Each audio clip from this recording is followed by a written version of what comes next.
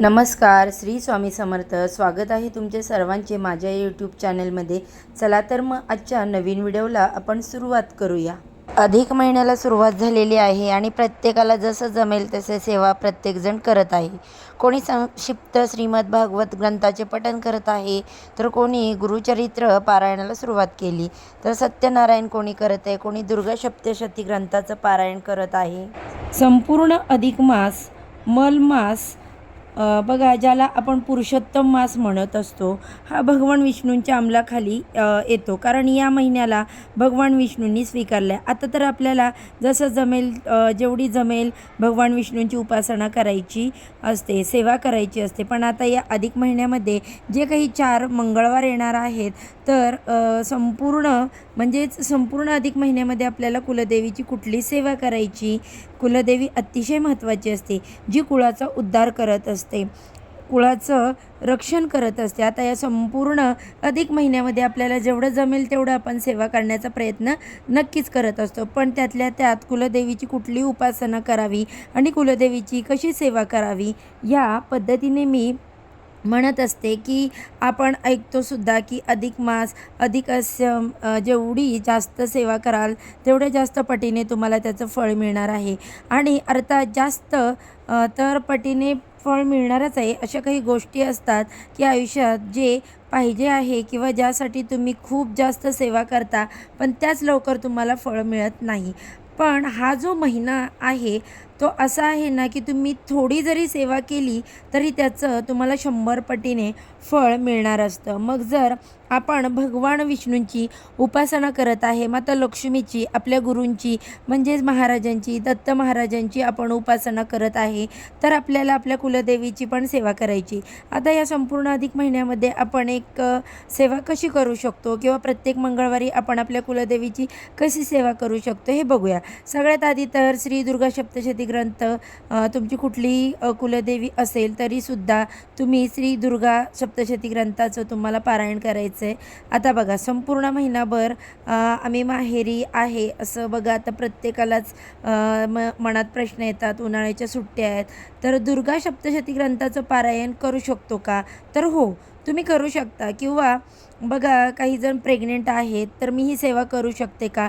नक्कीच. उलट जर गर्भधारणा झालेली असेल तर तुम्हाला जास्तीत जास्त सेवा करावी. कारण ते सगळे मंत्र स्तोत्र, ते सगळे संस्कार आपल्या गर्भावर होत असतात. तर आवर्जून तुम्ही कुठल्याही महिन्यात असाल तरीसुद्धा तुम्हाला ही सेवा करायची. अर्थात मासिक धर्मसुद्धा आला तर ही सेवा करू शकत नाही तुम्ही. आता बऱ्याच वेळा बघा असं होतं की आपण आता कुलदेवीला जाऊ शकतो का? अर्थात कुलदेवीला जाऊ शकता, सवासणी जेवू घालू शकता. हा महिना अन्नदानासाठी महत्त्वाचा आहे, तर सवासणी भोजन का घालू शकत नाही? देवाचं कुठलंही कार्य तुम्हाला करायचं कुठलं बंधन नाही आहे, ते तुम्ही करू शकता. मग तुम्ही अगदी कुलदेवीला जाऊन आला तरी तुम्ही सवासणी भोजन घालू शकता. तर आता या संपूर्ण महिन्यामध्ये एकतर तुम्ही दुर्गा सप्तशती ग्रंथाचं पारायण करू शकता. आता ही पारायण करण्याची पद्धत कशी आहे, तर जवळजवळ तुम्हाला 4 मंगळवार पडणार आहेत. तर या संपूर्ण 4 मंगळवारमध्ये आपल्याला काय करायचं आहे, 4 मंगळवार आहेत, तर त्या 4ही मंगळवारमध्ये कुठल्याही मंगळवारी दुर्गा सप्तशती ग्रंथाचं पारायण करू शकता. कुठल्याही नाही, अगदी 4 मंगळवार केलं तर सोन्याहून पिवळं. पण आता मी माझ्यावरून सांगते, संक्षिप्त श्रीमद भागवत ग्रंथाचं पारायण चालू आहे, स्वामी चरित्र सारामृत चालू आहे, गीतेचा 15वा अध्याय चालला आहे आणि त्याचबरोबर बघा सत्यनारायणाला सुरुवात देखील करणार आहे. मग एवढं सगळं कसं करणार? म्हणून मग प्रत्येक सेवेसाठी एक वेळ असावा. आता काही सेवा अशा आहेत, म्हणजेच काय, तर बघा, मी जर तुम्हाला सांगितलं की संपूर्ण महिनाभर तुम्ही एकदा तरी दुर्गा सप्तशती ग्रंथाचं पारायण करू शकता, तर मग तुम्ही रोज नित्यनियमाने 2-2 ग्रंथ वाचू शकता. ज्यांची इच्छा आहे त्यांनी घरात करणार, कोणी आहे त्यांच्यात मदत कामासाठी, तर असे लोक असतील तर तुम्हाला जास्तीत जास्त कामाचा लोड नसेल तर नक्कीच तुम्ही प्रत्येक मंगळवारी दुर्गा सप्तशती ग्रंथाचं पारायण करा. पूर्ण वाचायचं असतं. दिव्य कवचपासून सुरुवात करायची आणि क्षमा प्रार्थना स्तोत्रपर्यंत म्हणजेच काय की एक पाठ होईल तुमचा, आणि तुमची इच्छा असेल तर तुम्ही 14 पारायण करू शकता. बघा, बऱ्याच वेळा मनात प्रश्न निर्माण होतो, आम्ही 14 पारायण करू शकतो का? होय. आता फक्त एवढंच आहे की लगातार 14 पारायण करा किंवा संकल्प करत असणार तर किंवा ह्या अधिक महिन्याचं औचित्य साधून मी 14 दुर्गा सप्तशती ग्रंथाचं पारायण करत आहे. फक्त यथाकालीन शब्द वापरू नका. याचं कारण सांगते. जर तुमच्या मासिक धर्माची तारीख आली आहे, थोडं इकडं-तिकडं झालं तर यथाकालीन म्हणजे काय, दररोज म्हणून यथाकालीन शब्द वापरू नका. की मी या संपूर्ण महिन्यामध्ये 14 पाठ करेन. ज्याची इच्छा आहे त्यांनी 14 पाठ करायचे, 14 पाठ करावे. ज्यांची इच्छा आहे 7 पाठ करायची त्यांनी 7 करा. म्हणजेच काय की सांगते 1 ते हे सगळे अध्याय आहेत म्हणजे 13 अध्याय आणि बाकीचं पण सगळं म्हणजे एक पूर्ण पुस्तक तुम्ही वाचलं की तो एक पाठ होतो. म्हणजे काय, अध्याय वाचून फक्त सगळं तुम्हाला वाचायचं असतं. मग दुर्गा सप्तशती ग्रंथाचं पारायण ते कसं करावं, मला तर वाटतं की तुम्ही मला सांगा. कारण ते इतक्या वेळा मी तुम्हाला सांगितलं आहे. फक्त 14 पारायण करा. असेल तर दिव्य कवचाने सुरुवात करायची. त्याच्यानंतर क्षमा प्रार्थनादाय स्तोत्रापर्यंत वाचायचं. 14 तुम्ही करा, 7 करा, 9 करा किंवा 5 पाठ करा. काही तुम्हाला जसं शक्य होईल तसं करा.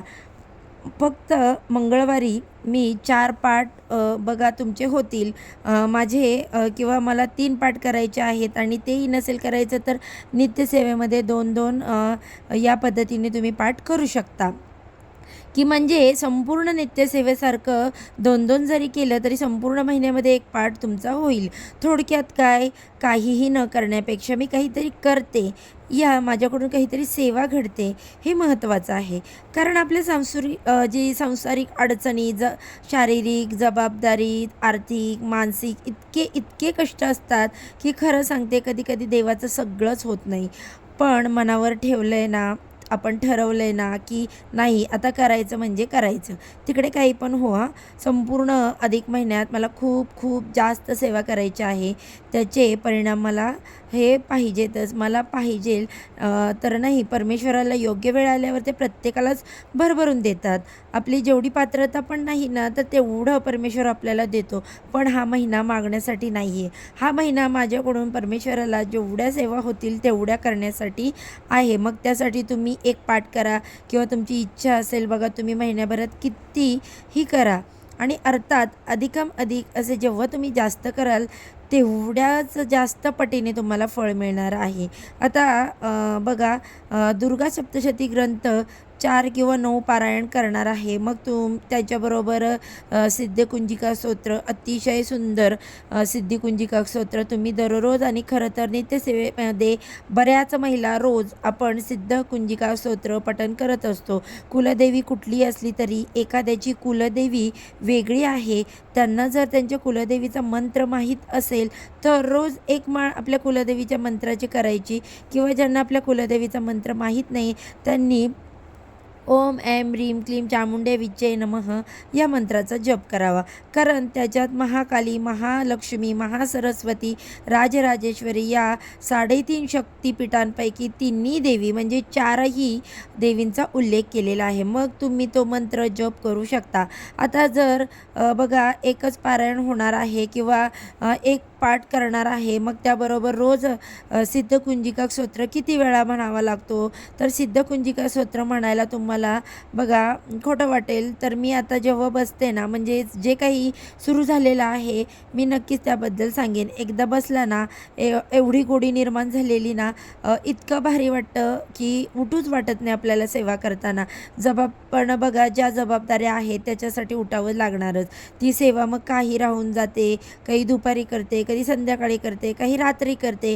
दिवसभरामध्ये तुम्हाला बघा मी म्हणत नाही एकदा बसलं की थांबा, मांडूनच बसा म्हणून करा. नाही जमलं जसं जमेल तसं परमेश्वर आपल्याला लेकरांची तोडकी मोडकी सेवा जी असते तर ती मानून घेतो, तो रुजू करतो. तेच प्रिय आहे.